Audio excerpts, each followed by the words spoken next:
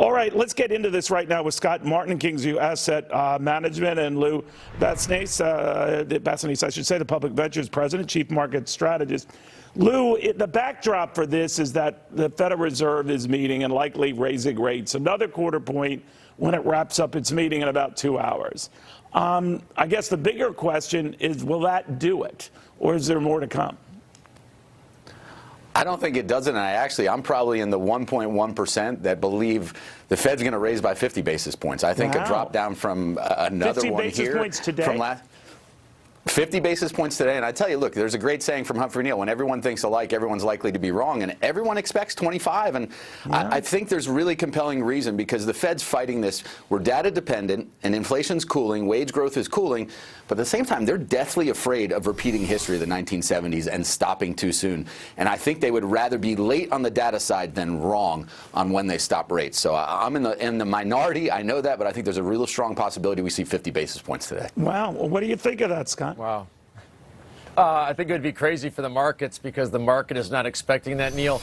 But I'd say to Lou, if that's the case, if we do get 50, does that mean 50 is coming down the pike at the next meeting? Because I think the market, to your point, is expecting a couple more 25s and then we're done. And I think that's what open markets are saying, too, as far as the 10-year Treasury note, which is telling the Fed they need to stop soon.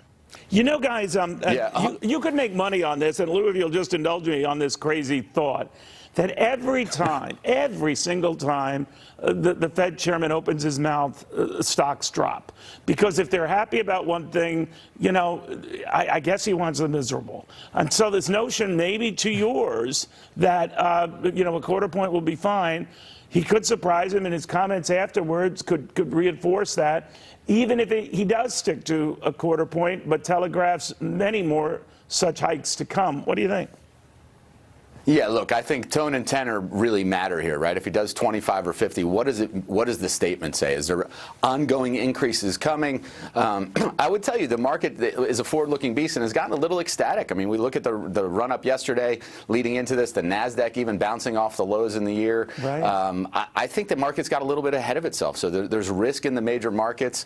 To Scott's point, look, I don't have a classified document that tells me what they're thinking for the next one. I know those are laying around everywhere, but you know, I think if we go 50 here, yeah, maybe in my garage in the Corvette, right?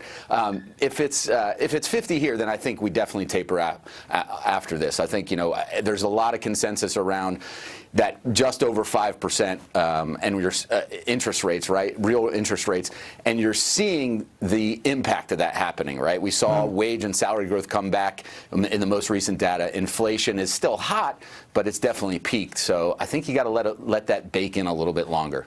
All right, well, I do have a classified document on the Federal Reserve, the whole thing here, but I might as well share it with the American people. All right, you're right. The consensus is still a quarter point, could be half a point. But let me pursue that movement with you, Scott, because then it could have a big impact on wiping out whatever January gains we saw for this market. Now, not that the January indicator is always right, but it's mostly right. As it goes, oftentimes so goes the rest of the year. How do you play that out?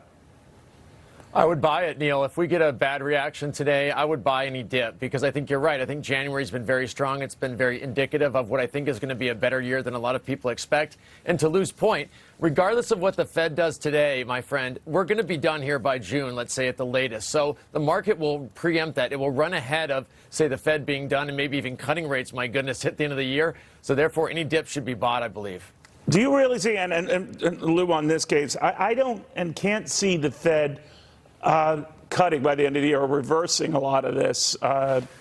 It could slow the pace of increases. It could stop the increases by May or June, whatever. I know you're not in that camp, but I can't see them reversing things. What do you think? Yeah, no, I don't either. I mean, look, that's kind of bubbling up as kind of consensus. I think it's just wishful thinking. I just don't think the Fed's not been that nimble ever, right? I mean, they were late to start hiking rates. Why are we going to think all of a sudden on the flip side they're going to be quick to start lowering rates? I just think, you know, to Scott's point, yeah, there could be some dip buying opportunities. I think you got to watch out for some of the big tech names. Amazon tomorrow could be really vulnerable on a disappointment.